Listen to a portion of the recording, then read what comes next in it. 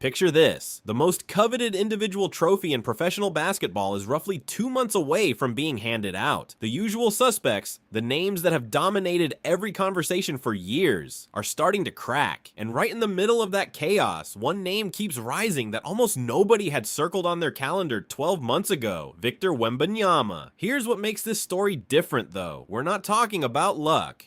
We're not talking about being in the right place at the right time, and we're definitely not just talking about raw talent. Underneath Wemby's very public declaration of intent, there's a calculated web of factors, whether fully deliberate or not, that might be flipping the entire MVP conversation on its head. Today we're going to pull back the curtain on every single layer of this story, because what's happening right now in the NBA is way more fascinating than the box scores suggest. The ambition Victor Wembanyama has shown toward this award isn't just a quote you scroll past on social media. Behind that statement lies a set of circumstances and decisions that could genuinely rewrite who walks away with the league's most prestigious individual honor. How is a second-year player this close to something that felt completely out of reach, and what's really going on beneath the surface? Let's get into it. Everything starts with a declaration that sounds simple on the surface, but carries a lot more weight when you think about it. Wembanyama went on X and made it crystal clear he's in this MVP race for real. He's not deflecting the conversation, he's not playing humble. He acknowledged that his name belongs in the discussion and that he intends to keep it there. You can read that two ways. The first reading is straightforward. This is a supremely confident 20-year-old who knows exactly how good he is. But the second reading is the one that actually matters here. That statement serves a strategic function that goes well beyond confidence. The moment you announce your intention publicly, you shift the entire frame around your season. Media outlets start slotting your name into MVP comparison pieces. Analysts who were watching you as an exciting young player start watching you through a completely different lens. Numbers that were being celebrated as remarkable for his age suddenly get evaluated against the full MVP standard. In communications, we call this framing. And Wemby didn't just play a basketball game that week, he repositioned his own story in the league's collective conversation.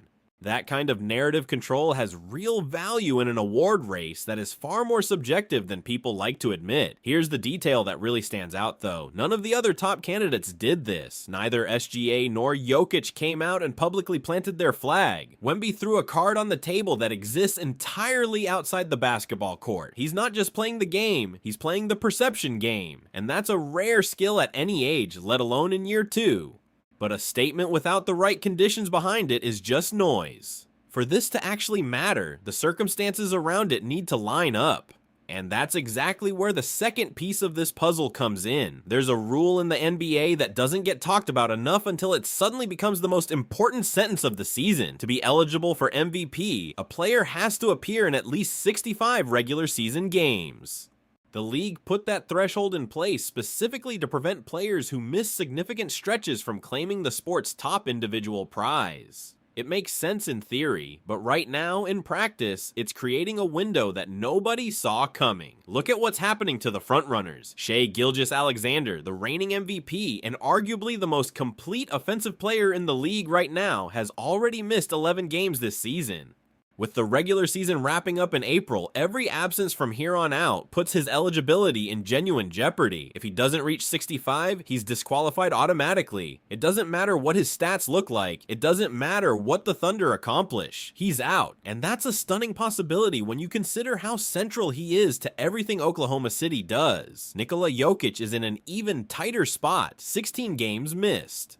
The guy who has won this award 3 times, who many serious basketball people consider the best player on the planet, is walking a tightrope right now. One more extended absence, one conservative load management decision by Denver's front office, and the greatest passing big man in NBA history gets eliminated from the conversation on a technicality. And then there's Wembanyama. After a first season that was cut short by injury before it really got started, the Frenchman has made physical availability his clear North Star this year. He's out there, consistently, night after night. While the Giants around him are managing minutes and missing games, Wemby keeps showing up. Don't underestimate how significant that is. In a race where the two most decorated candidates are fighting the clock on eligibility, the player who simply plays every game starts accumulating an advantage that has nothing to do with talent. He's winning by showing up, and that matters enormously when the rulebook is this strict. But even if SGA and Jokic manage to clear the 65-game bar, there's still another dimension to this story, one that might actually be the most underrated factor of everything we're going to discuss today. If you study MVP voting history in the NBA, one pattern shows up over and over again. The winner almost always combines elite individual production with a team that's genuinely winning. Being the most talented player in isolation isn't enough. Voters want to see that your presence is lifting your franchise. It's an informal criterion, but it's one of the most powerful filters in the entire process. And here's where the season delivers its biggest surprise. The San Antonio Spurs are not the rebuilding project everyone assumed they'd be. Sitting with the third best record in the entire league, 43 wins against just 16 losses, these Spurs are playing real playoff caliber basketball. Think about when you last expected to say that sentence. When did San Antonio become a legitimate Western Conference contender again? That collective success is the missing piece that transforms Wemby's MVP case from intriguing individual story into something voters can actually justify. Because the narrative has completely changed. This is no longer a brilliant young player on a team going nowhere. This is a leader dragging a franchise to places nobody predicted. The individual numbers back it up too. Wembanyama is producing at a level that challenges historical comparison for a player his age and size. Scoring, rebounding, playmaking, shot blocking. Every few weeks he adds another line to his highlight reel that comes with the caption, "We've never seen this before." The production is undeniable, but the smartest move he's made, and this is where a talented player becomes a strategically aware one, is making the 65-game threshold part of his stated goal. He said it out loud. He knows that number is the entry point, and the fact that he's actively chasing it reveals a level of system awareness that you don't typically expect from someone in their second NBA season. He's not just playing basketball, he's playing the award ecosystem, and he understands its rules better than almost anyone gives him credit for.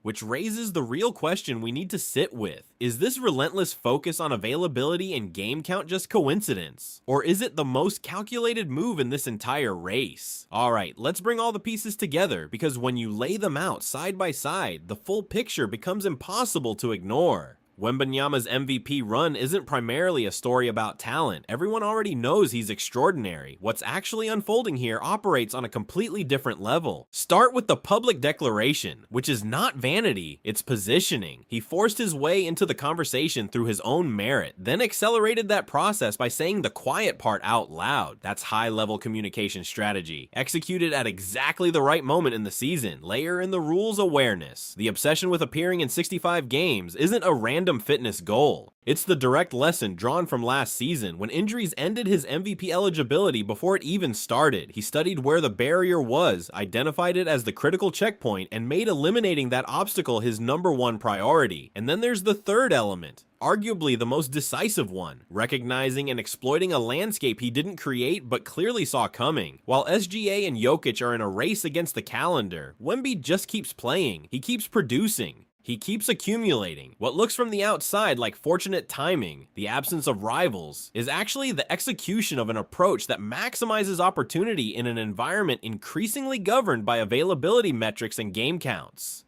A player who shows up every night on a team that keeps winning, posting numbers that defy historical comparison, wrapped in the narrative of the player who's going to redefine what's possible in this league. That player isn't just chasing a trophy, he's building a legacy, and if the reward comes, it'll mean far more than the hardware itself.